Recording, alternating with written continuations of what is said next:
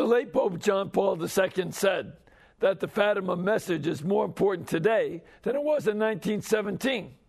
What was that message, and why has it remained timely and urgent? We'll talk about it tonight, so please stay with us.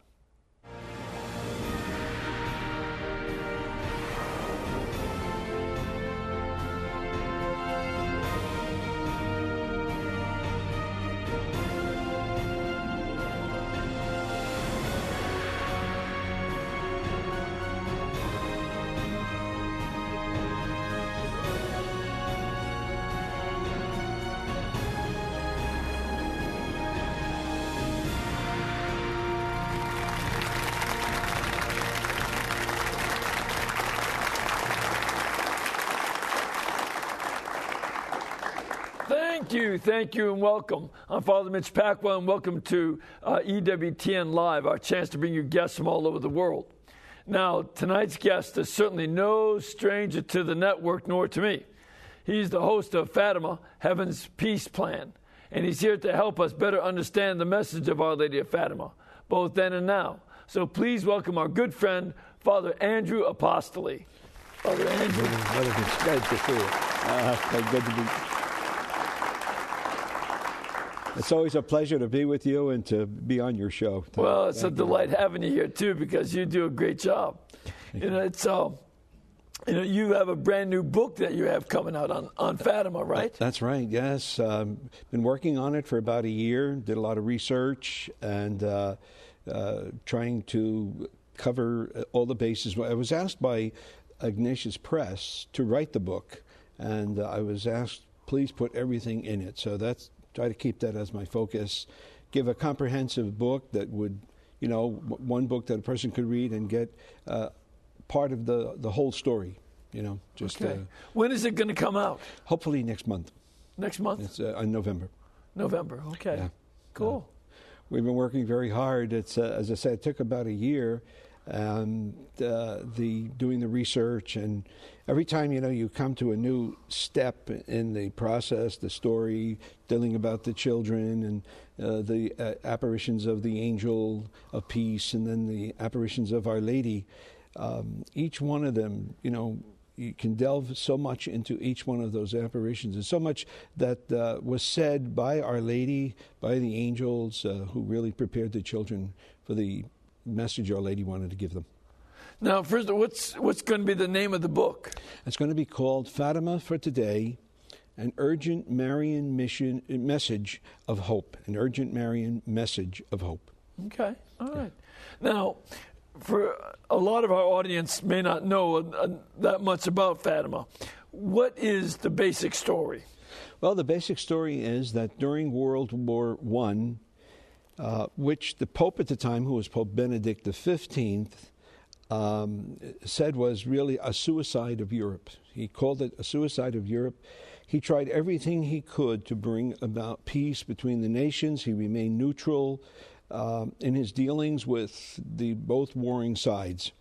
And he attempted to bring peace, but he said that they're just not listening. So he asked the people to turn to Our Blessed Lady. And so in May of 1917, he began a novena to the Blessed Mother, knowing that she could bring peace. And it was on the 8th day of that novena, May 13th, 1917, that the Blessed Mother made her first apparition at Fatima to the three children.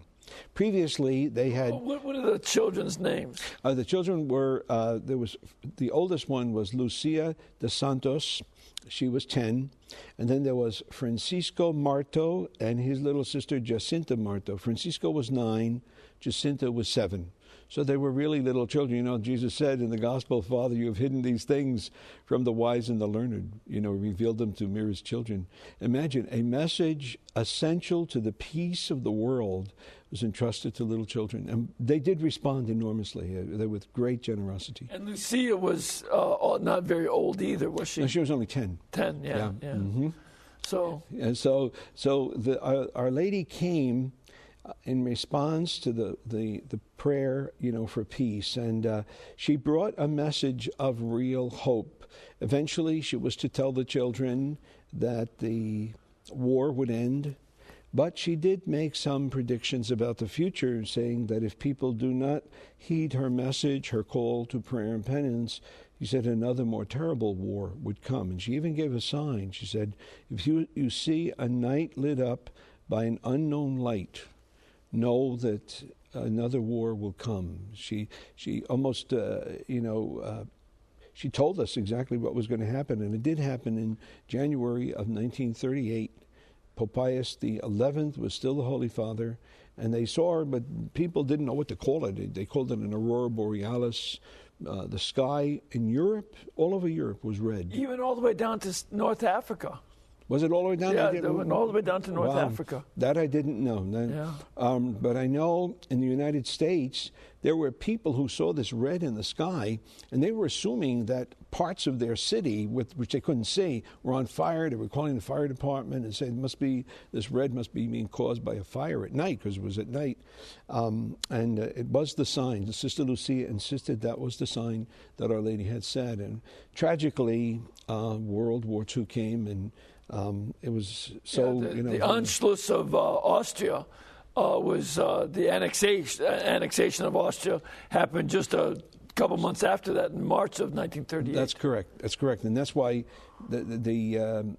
actually, there was something else where it had actually begun. I'm not sure if the annexation took place before that. No, it was after. No, was that after that? Okay. But there was some other event that was looked upon as the beginning of World War II. See, she predicted that it would come during the reign of Pius XI. That's right. Pius XI died in 1939. Right. Yeah, that's right. That event took place, and at first people were saying, well, the war wasn't declared until after Pius XI had died, and Pius XII was Pope. But that annexation of Austria by the Germans was the beginning, really. Yeah, and then, of course, there was the invasion of the Sudetenland, right. And then the annexation of, basically the conquest of all Czechoslovakia. Yeah, right. So all that was going on. All those events, right, and then war broke out, and the great conflict. And, Pius XII was to play a very pivotal role in responding to what Our Lady wanted us to do for peace. When she made the prediction of war, that was on the July apparition, the July 13th apparition. She had come every month on the 13th. She told the children to come to the Cova. It was called the Cova de Iria, the Cova Peace, or they think it was related to Saint Irene who was a martyr, I believe, in Portugal in early centuries. When the Blessed Mother came there, she asked the children to come every month on the 13th. And it was on during the July apparition of the Blessed Mother that she came, and that's where the so-called 3 secrets of Fatima came from, that particular apparition. See, today is October 13th. As you know, it's the 93rd anniversary of the great miracle of the sun. Most people, I think, look upon this the last apparition, as the most outstanding and perhaps the greatest.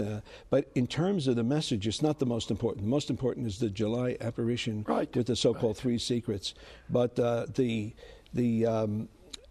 miracle of the sun was requested by Lucia. Lucia asked Our Lady, the people want a sign that you're coming here, and they want to know who you are. So she said, in October, I will give a sign that the people will know that I have been appearing here to you, and that also that I will also not only give a sign, but I will tell you who I am. And remember, she revealed her name as Our Lady of the Rosary.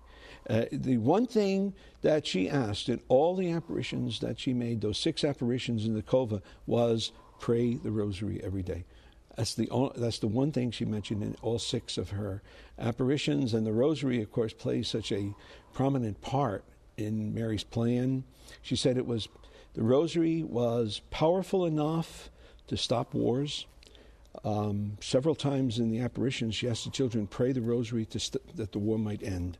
She said it can bring world peace, and it can convert sinners. So the message of Fatima put a great emphasis on the rosary. Right, right. So, but it was the July apparition, Father Mitch, that really gave us the heart of Mary's message. As you know, as I mentioned, the so-called three secrets that the children were told to keep to themselves. Part of it, the first part, was the vision of hell. Children actually saw a vision of hell. You might say, well, why did God let little children see hell? Well, perhaps it affected them in such a way that little Jacinta, she used to say, I'm going to pray that I don't want anybody to ever go there. She said, I wish everybody could see that vision and no one would ever go there, and maybe, reminding us, after all, she came for the salvation of souls. And hell is a reality, something we don't like to talk about, but she was reminding us, that we must live good lives, that we might not end up there. And that was the first secret. The second secret was about the war ending. World War I would end, but again, she predicted that another more terrible war would come if people did not heed her call to live good Christian lives, to do penance and to offer prayer, not only for themselves, but for the salvation of souls. That's a key. It keeps coming back, just like the praying the rosary. The salvation of souls is a very important part of her message, because she came as a mother. This is what I see, the heart of what she wanted. She came to prevent souls from being lost. In fact, after the little children saw the vision of hell, she said to them with great sadness in her voice, she told them, she said, you have seen hell where poor sinners go, and it is to prevent this that God is establishing devotion to my Immaculate Heart, as a means of bringing the salvation of souls. And she was very concerned, especially about those who offended her, like their blasphemies against Mary, those who would blaspheme her Immaculate Conception, her perpetual virginity, and the like. She was very concerned for their salvation, because she said they would be lost if no one prayed for them. In fact, one time she said to the children, pray very hard, because many souls are lost from God because there's no one to pray for them and offer sacrifices. Yeah. So that second, and now in that second part, the second secret, she also mentioned the rise of communism. She said an evil will begin in Russia that will spread her errors around the world. And these are little peasant kids who don't know anything about world politics. Absolutely. They have no idea. No idea. Probably not even about they knew a little bit about the war. They knew the war was going on. People had gone off to the war, but it was so remote from their little village, where they lived. Right. But Mary told them that this evil would begin, and she said, she said that it will provoke wars. And of course, we lived through Korea and Vietnam and so on. She said it will cause famines, and we know the famines that happened in the 1930s and so on in Europe. She said there will be persecution of the church, and the Holy Father will have much to suffer. But then she gave a message that she said this can be prevented by two things. She said, I will come to ask for what we call the 5 First Saturdays devotion, where Our Lady asked. She referred to it as the communion of reparation. She said, I will come back and I will ask for that. And she did. In 1925, she asked for the 5 First Saturdays devotion. In fact, there were 3 apparitions. Our Lord came as a little child with the Blessed Mother the first time, and the children saw the heart of the Blessed Mother pierced with all these thorns, surrounded by a crown of thorns. And the Christ child spoke to Sister Lucia. By that time, by the way, as we know, little Francisco and Jacinta had died. Our Lady told them she would take them soon to heaven, and she did. But when Sister Lucia, she had become a Dorothean sister at that time. She was living in a place called Pontevedra, Spain. And the Christ child appeared with the Blessed Mother in her room. The Christ child was on a little cloud next to the Blessed Mother. And he spoke to Sister Lucia, and he said, you see the heart of your mother pierced by this crown of thorns, thorns put there by evil men. Who will remove them from your mother's heart? And then Our Lady spoke to her, and said to Sister Lucia, at least you do this for me, and tell anyone who would go to confession, receive Holy Communion on 5 first Saturdays in a row of the month in a row, pray 1 rosary, and then spend 15 minutes, as she said, keep me company for 15 minutes, meditating on the other mysteries of the rosary, all with the intention of making reparation to her Immaculate Heart. And Sister Lucia insisted this is a very important part of the Fatima message. And one of the concerns I had in writing the book was to try to impress people how important it is to fulfill Our Lady's request for peace in the world. You know, and Fatima is still very important. As Pope Benedict, when he was at Fatima back in May this year, he said the prophetic mission of Fatima is not over. It can't be over until we have the complete triumph of the Immaculate Heart, and until, you know, peace is restored in the world. You know, so, but she promised it, you know, and that's why that little quote you mentioned at the beginning of the show, when Pope John Paul said, Fatima is more important now in 1917. And we see it. We see that the world could be on the verge of a nuclear holocaust, and, you know, but Mary's message of peace is still very, very vital.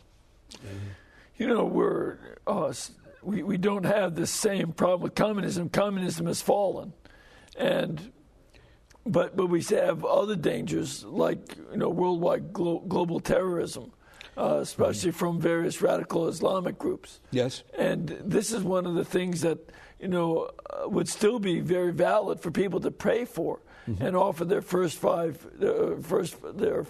Saturdays of reparation for the terrorists. Yeah, you know what else too, Father? I feel, Father Mitch, is the secularism that's pervading all. I mean, look at Europe. I mean, the church, which was a vital factor in the lives of so many people, today is so diminished in influence and participation. You know, people are not practicing their faith. Right. This secularism and a growing religious indifference.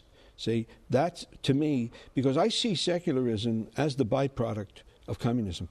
Yes. You know, I remember one of his talks, Bishop Fulton Sheen said, every 500 years, the world and the church go through big turmoils, and he said, you know, for example, he said in the first 500 years the church had all the heresies, you know, and attacking the divinity of Christ and the Trinity. Remember all those Trinitarian heresies? And he said, but in the world, he said, it was the collapse of the Roman Empire. He said. Then he goes on to trace, you know, other things, another 500. But he said in our era, he said one of the greatest changes occurring in our time is technology. You know how we have changed in just 100 years. I mean, from a time we didn't have any airplanes to we were sending people to the moon, you know. But he said the turmoil of our time, or the struggle, the religious struggle of our time, he said, is secularism, the spirit of the world entering into the church. And I see that as what Mary is warning us about, because that was really shipped out by the communists. Remember, they brought government with no God. You know how many people saying?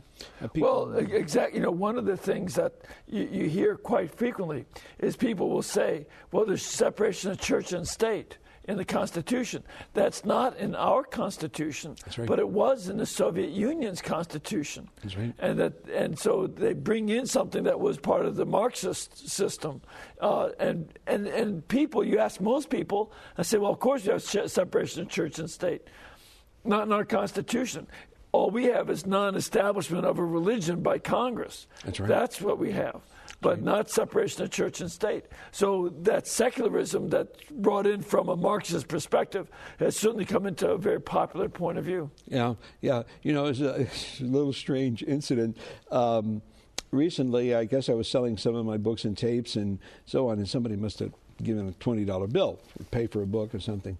And on the back of the $20 bill are the words, "In God We Trust." You know what someone stamped over that? He stamped it right on there. "Get God off my money." Imagine that. Get God off my money. I said, you know, I think that money came from the Lord. I mean, all the blessings we have are God's blessings. As a matter of fact, by having stamped it that way, they just broke federal law. Because you can't deface the money. Yeah. Yeah. So. But it shows you It shows you the thinking of so many people today, to get God out of public life and morality. And of course, as you said, our constitutions are based, the beautiful statement there, we recognize these rights to be inalienable, that the Creator has endowed us with the right to life and liberty and the pursuit of happiness. And those are Christian values. And Pope John Paul, shortly before he became Holy Father, had given a talk. I believe he gave it even at the Eucharistic Congress, remember, in Philadelphia in 1967, was it? Right. And he said that we are in a warfare that even many Christians have no idea is going on, but it's threatening not one nation, or he said it's threatening the whole Christian culture that has built up for 2,000 years. And I think we saw that. We've seen signs of that even in our nation. One of the ways I've described our cultural situation, I did some CDs called Cultural Conflict. And I look upon the secularism as bringing a rot into the tree of our culture. Meanwhile, the radical Muslim terrorists are coming with hatchets. And if a tree has good health, it can take some hits. But if it's rotten on the inside, it falls very quickly. Right. And this is one of the things that we have to keep in mind for ourselves. Are we going to have a tree that has the vitality of our faith and our religion? Mm-hmm. Or are we going to have a rot on the inside from secularism? Right. And we see so many of our Catholic people, no longer practicing their faith. I was at a talk over the weekend in Milwaukee, and one of the speakers said he's only 20% of Catholics in the United States now participate in church. They go to church. We need to bring them back. We need to recycle. We need to recycle our people and then reach out to those who don't know Christ. And so that's why Our Lady's message reminds us that we need to have prayer, penance, self-denial, because we become, I think, too caught up in our material things. I remember when the Holy Father was a cardinal, he made a statement. He said, the materialism of our time is smothering the spiritual values in our world. And you can see that, Right. And that's why Our Lady's message is so clear. We need to pray, we need to do penance, and we will really bring many souls to God. She almost makes that a condition for the peace of the world, Well, when you were talking before, I was going to say that, in the period after World War I, there was a real flourishing of materialism. Mm-hmm. And the culture became very secular, very materialistic. And there was a great wealth that existed in the 1920s. It was unprecedented. But that precisely is what led to the crash of the 1929 and the global depression. Mm-hmm. So that people overspent. Mm-hmm. And, their own materialism undid themselves. That's right. And I fear that something like that may be going on today. Yeah. Well, I think God is kind of reminding us that these blessings are from Him. When we take them for granted and we forget Him, we forget to thank Him, as Father Benedict used to say, it's a word from our sponsor. These events that are happening in the world, remind us that God is still in charge. Yeah. And so many people need that. It's interesting, too, that after the communists took over, I had done some reading on this years ago, but they had a conference in Dusseldorf, Germany, in which the communists plotted how to destroy the West. And they were going to tried to promote immorality, especially among the young. They targeted the young. Pornography.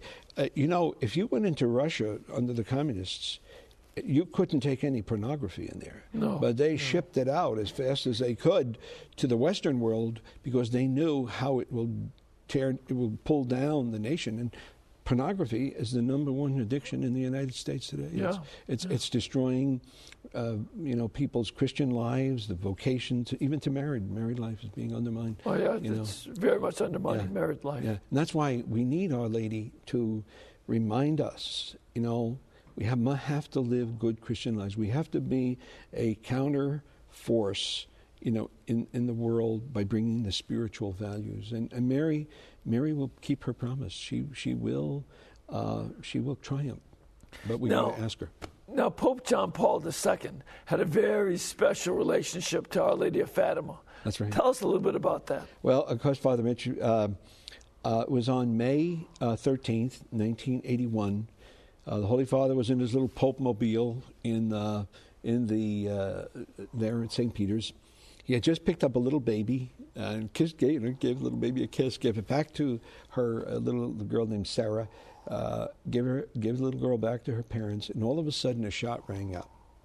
Then a second shot followed immediately, and the Holy Father fell, wounded. His secretary, Jivich, grabbed him in his arms. They rushed him to the Gemelli Hospital. He lost about 4 pints of blood, and he was very close to death.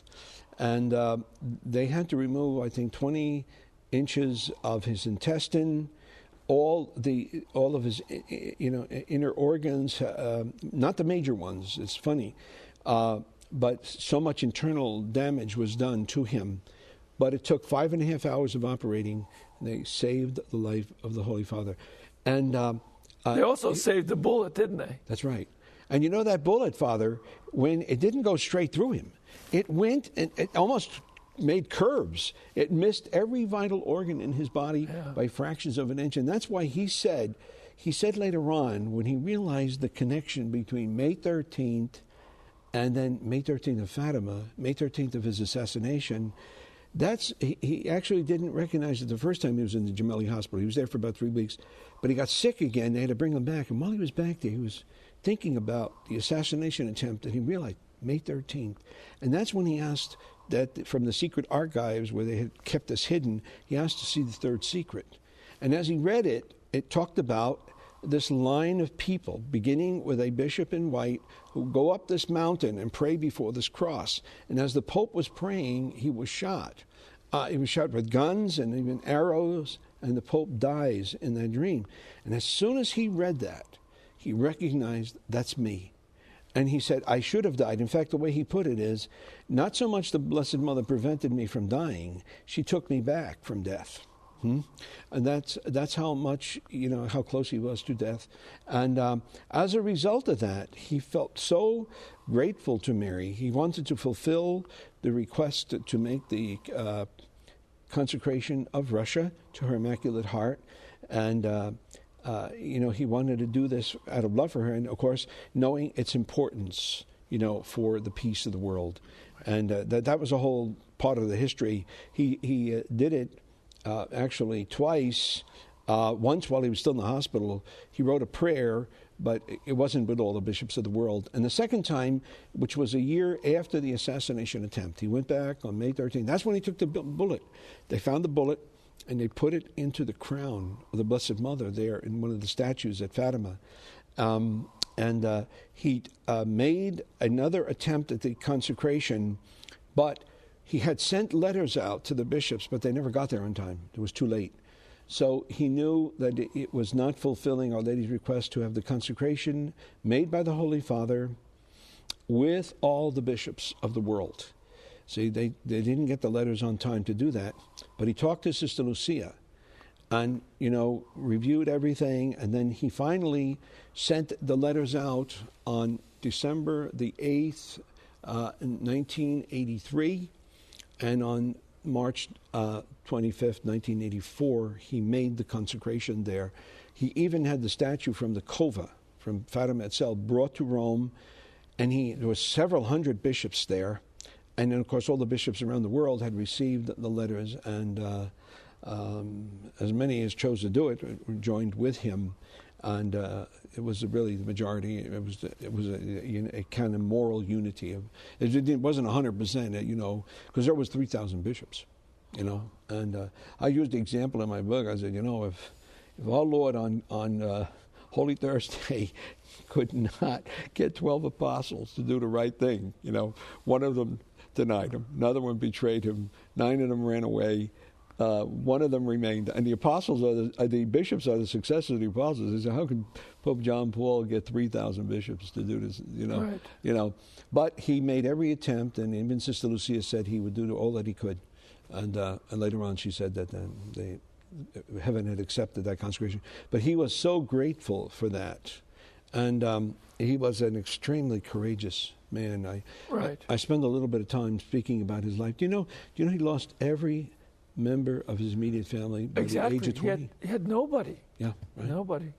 Yeah, he suffered, and yet when we see pictures of him with the little children and people, he certainly had a way of expressing his humanity and loving people and encouraging them, Yeah. Well, I've got to take a break, but we're going to come back in a couple of minutes, and we want to get your comments and your questions as well as those of our studio audience. So please stay with us.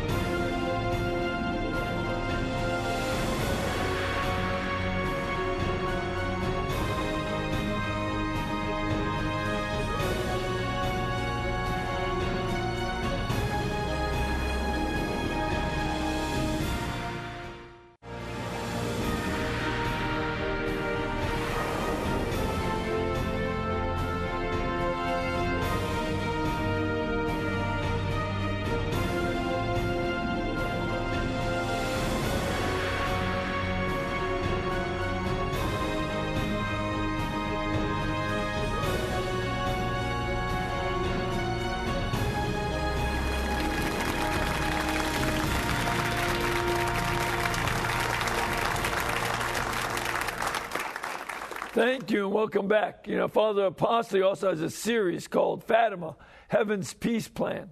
And this is available through EWTN's religious catalog. You can call them at 1-800-854-6316. That's 1-800-854-6316. Or you can also go online to www.EWTNreligiouscatalog.com. And you get information about that and order that series. Yeah. You know what, too, Father Mitch? I had done a little series on the 5 First Saturdays devotion, which is also available through Religious Catalog. Oh, that's good to know. All right, good. So get that as well. So important. That's very important. Yeah. Now, also, we want to encourage you to come here on pilgrimage. We have a number of people here. EWTN's radio affiliates are here. How many are you from radio? See, great, good, because we're having a radio convention here, and it's great to have all of you over here. It's a delight to have you in the audience. And, our our radio folks are here on pilgrimage, but we'd also like to have you come on pilgrimage. You don't have to own a radio station to do it. And if you can come here on pilgrimage, please contact our pilgrimage department at 205-271-2966. That's 205-271-2966, or you can also go online to www.ewtn.com, and they'll help you find places where you can stay, as well as give you the scheduling for the masses, both here and in Hansville, as well as tours of the studios and the schedules for the TV shows, so you can come and join us, because it really makes it a lot more fun to have you in the studio audience. So come on down and visit us here in Alabama if you get a chance. Are you ready for some questions? All ready, Father. All right, let's start off with a call. We have Connie on the line. Hello, Connie. Hello, good evening. Where are you from, Connie? Oh, I just have a question. I was wondering what the secular world, what the non-Catholics believe about Fatima. Do they accept it, or do they reject the existence of it ever happening? What do you think? Well, I think, Father Mitch, it's a good question, Connie. Remember, Fatima is a private revelation. In other words, it's not part of the public revelation made by Christ and that ended with the death of the last apostle, which is essential for our Catholic faith. It is a private revelation, and you can give to that private revelation as much credence as you see evidence for it. But I think as Catholics, the approval of in other words, the Church's approval, acceptance that Fatima was a true revelation from the Blessed Mother, happened so quickly. It happened within, I think, 13 years. I think by 1930, it had received approval. And And that's very, very quick. And, of course, with the miracle of the sun, 75,000 people saw that. And what was the miracle of the sun? Miracle of the sun was, remember I had mentioned that little Lucia said, the people want to know, she told the Blessed Mother, you're really appearing here. She told her that in July. And the Blessed Mother said, all right, in October, I will tell you who I am, Our Lady of the Rosary, and I will give a sign that the people will know that I'm truly here. And what happened was, at the October apparition, when the Blessed Mother appeared, she was talking to the children. Now, it had rained for 2 days. People were soaked, and the ground was all mud and so on. And when they started the rosary, as Our Lady was, just before she came, the rain stopped. And then Lucia and the children, the 3 children, actually were seeing Our Lady. When Lucia said, she wasn't even conscious of saying this, she just turned to the sun and she said, look at the sun. Because she had said to the Blessed Mother, the people wanted a sign.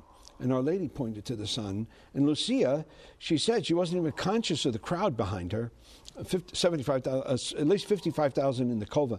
She said she was just spontaneously moved to say, look at the sun.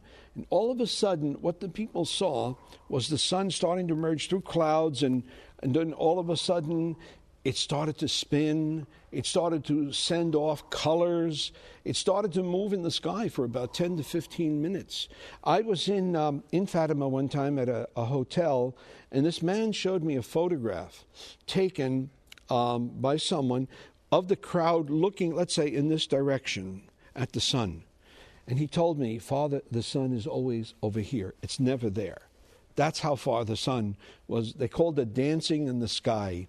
And that went on for 15 minutes, 10 to 15 minutes. People saw the colors coming.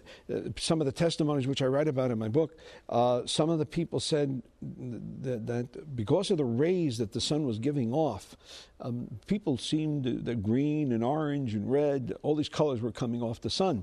And then all of a sudden, the sun began to hurtle as if it became detached from the sky and began to hurtle down to the earth. People thought it was the end of the world. People were confessing their sins. They were screaming for mercy, They thought it was all over. And all of a sudden stopped, and back the sun went. And, it's hard to say it was a mass hysteria. I mean, 55,000 people. And there were a lot of skeptics there.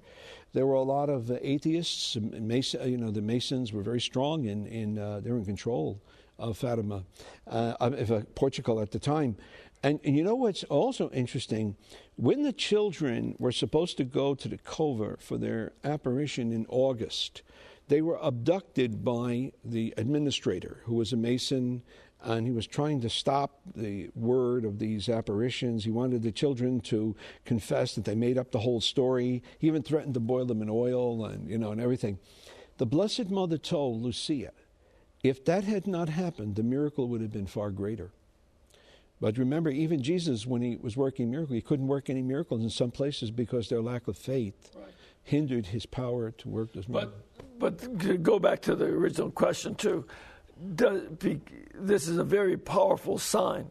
Yet, to be a Catholic, is it necessary that one must believe in what happened? No, you don't have to believe that Fatima actually occurred. I think it would be foolish not to.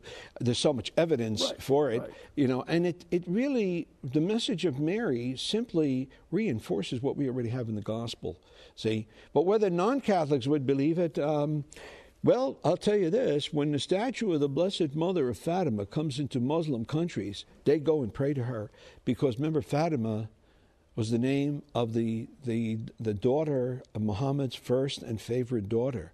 They have a love for Our Lady of Fatima. In fact, Bishop Sheen, in his beautiful book on the Blessed Mother called The World's First Love, he has a whole chapter on Our Lady of Fatima and the Muslims.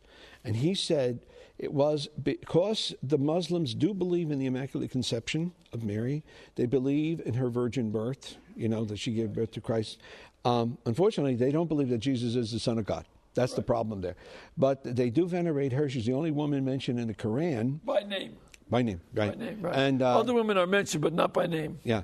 And even Muhammad made the comment. He said, my daughter Fatima will be the greatest woman in heaven after Mary. Isn't that interesting? So because of that love, Bishop Sheen said that the Blessed Mother went to the only place in all of Portugal with a Muslim name. Yeah, it was named after a Muslim princess who became a Catholic. That's right. She was a convert. Yeah, she died. See, she married this prince, and she died a year later. The people loved her. The prince had changed her name to, I believe, Orema, which meant the golden one, you know. She gave her a Christian name there. And then she died a year later, and he was so sad, he entered the Cistercians. And then they sent him from that big monastery, a big Cistercian monastery in Balaha or something, the city there. And it held up, by the way, 999 monks. And St. Bernard was there when they dedicated that monastery.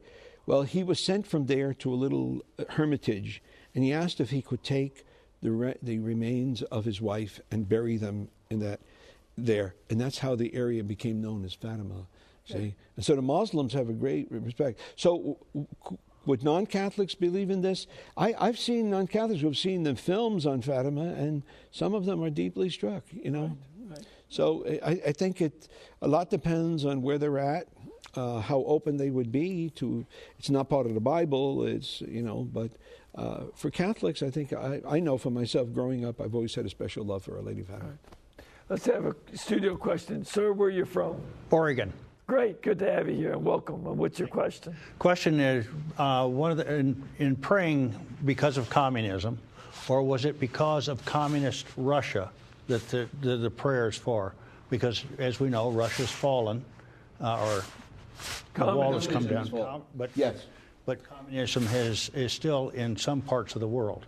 Well, see, I think what you can say is that Russia became sort of the key word or key name to describe communism. You know, just to say, well, Russia is doing this, almost implied the communists are doing this. Because communism did spread out from Russia to these other places. That's right. Yeah, even the Soviet Union made up of all those nations that they subjugated under their powerful rule. Okay, so good. We have a caller on the line. Hello, is Sam there? Yes, Father. Hi, Sam, where are you from? I'm from Montana. Great, and what's your question? You know, it's my understanding that when the children realized who they were talking to, they asked the Blessed Mother if they would be going to heaven. And she had said that, yes, Jacinta and Francisco would be joining her soon, but Lucia would remain on earth for a considerable amount of time. But one of the stipulations that she had directed towards Francisco, that he was going to have to say many rosaries in order to get to heaven. And I'm just curious as to why she would have directed that towards him. Well, you know, when the children, they used to say the rosary, even before the apparitions came. And they said it even with their families. But the little children would say the rosary together when they were taking care of the sheep. See, it was common that the youngest children in the family would be shepherding the sheep. So the cova was a piece of land that belonged to Lucia's family, and it was a good grazing ground. There were other places that they would bring the sheep also. But they were cousins. Remember, Lucia was a cousin to Francisco and Jacinta. They were brother and sister. So they would get their flocks together. They loved to be together. And they would have their lunch, and then they would say their rosary. But it was the quick rosary. Our Father, Hail Mary, Hail Mary, Hail Mary. And I think it was Francisco who sort of instigated the short form. And so I think that's why Our Lady is saying he's going to have to say a few more rosaries before he can get to heaven. But you know what's interesting? Of the three children, all of them saw the Blessed Mother, but only Jacinta and Lucia heard her, but only Lucia spoke to her. Then there were times when the children had to tell Francisco things that Our Lady was saying. Eventually he began to hear. because he became very devout. In fact, he died within 2 years, almost 2 years after his death. He got that influenza that came through Europe.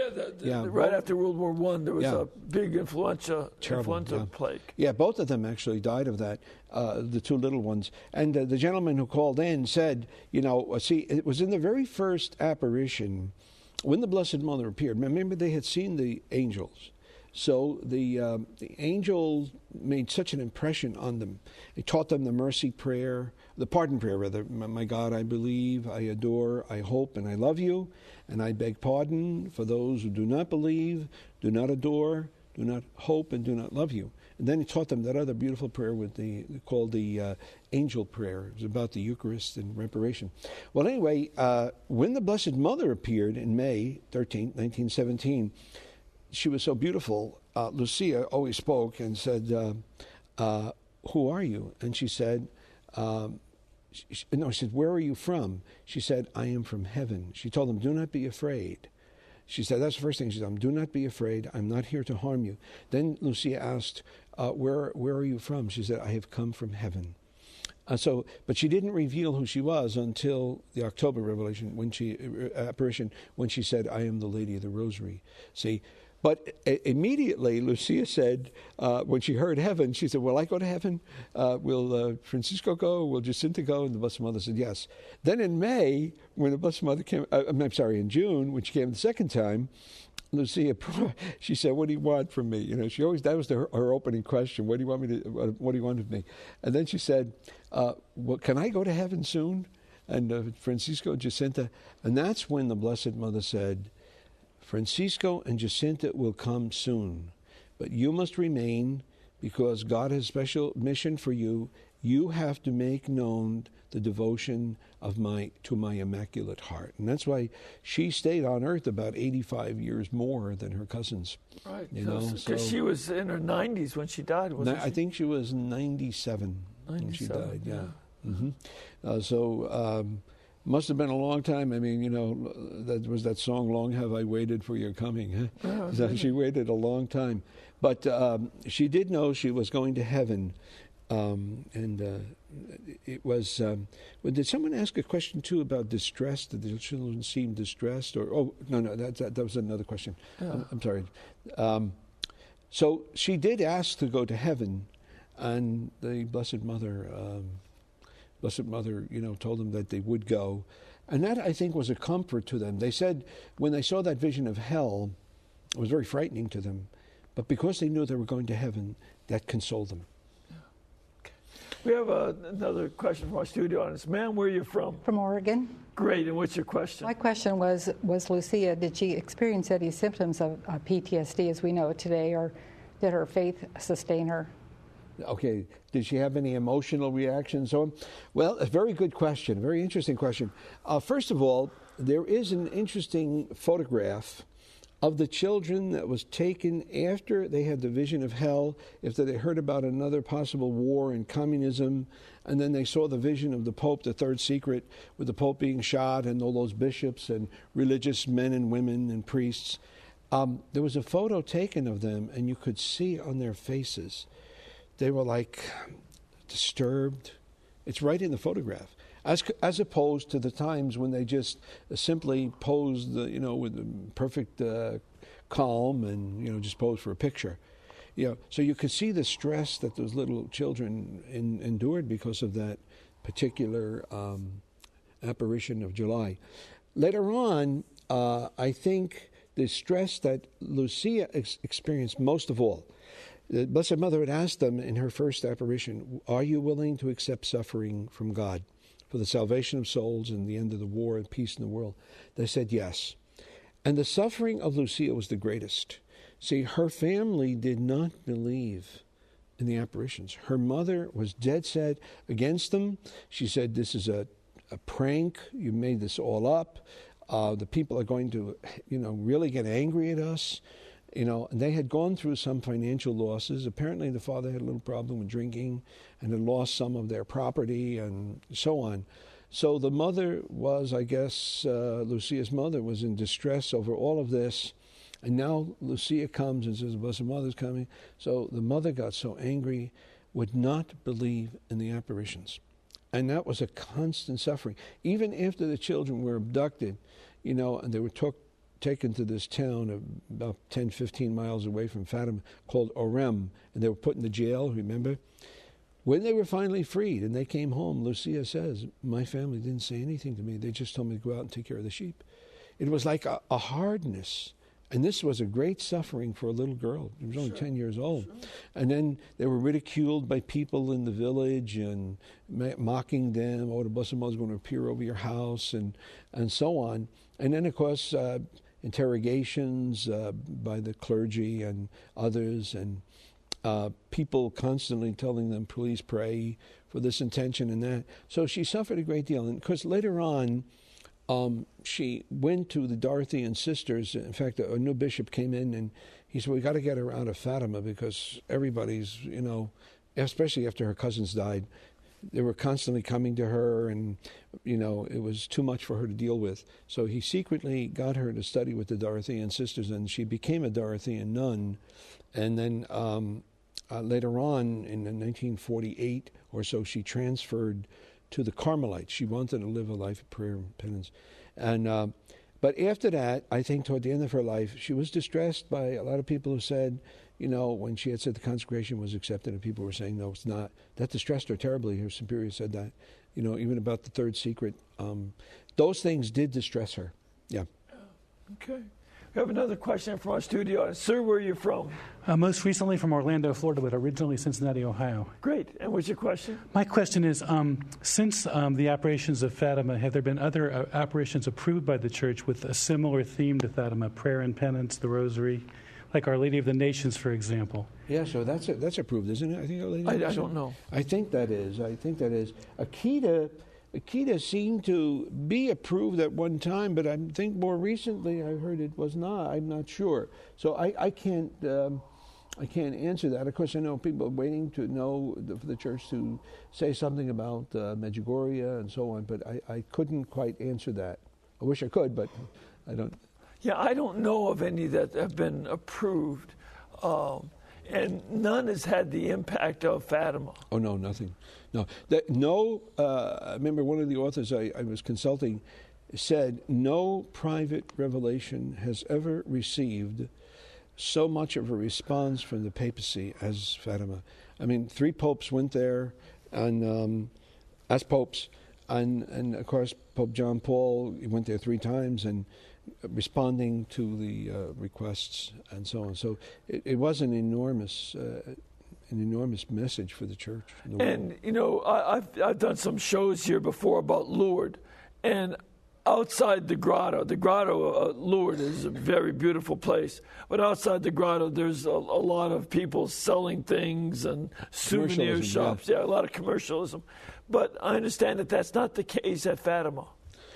Well, there are hotels building up and so on. There are places you can buy, but it's not like as soon as you step out of the shrine, you're into a big area of shopping. Not quite like that at all. There are little shops along the way. People want to get things and so on. But I don't think it has quite that commercialism. But it's just really built up. A lot of hotels, people are going there. And it's a little bit spread out, too, where the village the children lived in is a little hamlet called Algestrel, which was part of the village of Fatima. That's about 2.5 miles or 2 miles from the Cova. And the Cova is where, of course, the main chapel is, the Capellina, they call it, the little chapel. And then the church now, where the beautiful basilica where the children are buried. And that brand new church, they did a huge church where I think it holds about 5,000 people. Pope was there recently. So that's about a mile and a half, 2 miles away from where the children live. So you have to kind of move around there. Yeah. Okay. Well, I just want to get people to be reminded that you have the series Fatima, Heaven's Peace Plan. That's available through EWTN's Religious Catalog, and you can get it from Religious Catalog by going to www.ewtnreligiouscatalog.com. Also, the phone number is 1-800-854-6316. So that's the one place to get it and learn more about Fatima, because there's a lot more to learn. But also, your book is, what's the title going to be again? It's going to be Fatima for Today, an urgent Marian message of hope. Even Pope Benedict, he said, learn the message of Fatima, live the message of Fatima, spread the message of Fatima. He's been very strong in promoting Fatima. Okay, Benedict. Great. Well, thank you very much for being with us. Father Mitch, always my pleasure here. And I would ask if you would join me in blessing people. May Almighty God bless you and keep you and cause His face to shine upon you and lead you in all His ways by His peace. We bless you in the name of the Father, the Son, and the Holy Spirit. Amen. And I also want to remind you, we were able to do this series with Father Apostoli and have him come here because this network is brought to you by you. Without your support, we can't do these series. And without your support, we can't bring these guests here. So we're going to ask you to please keep us in between your gas bill, your electric bill, and your cable bill, and we'll be able to pay all of our bills off and bring you more of this kind of programming, as well as continue on with the radio and all the folks that what they're doing in radio ministry. God bless you all, and thank you very much.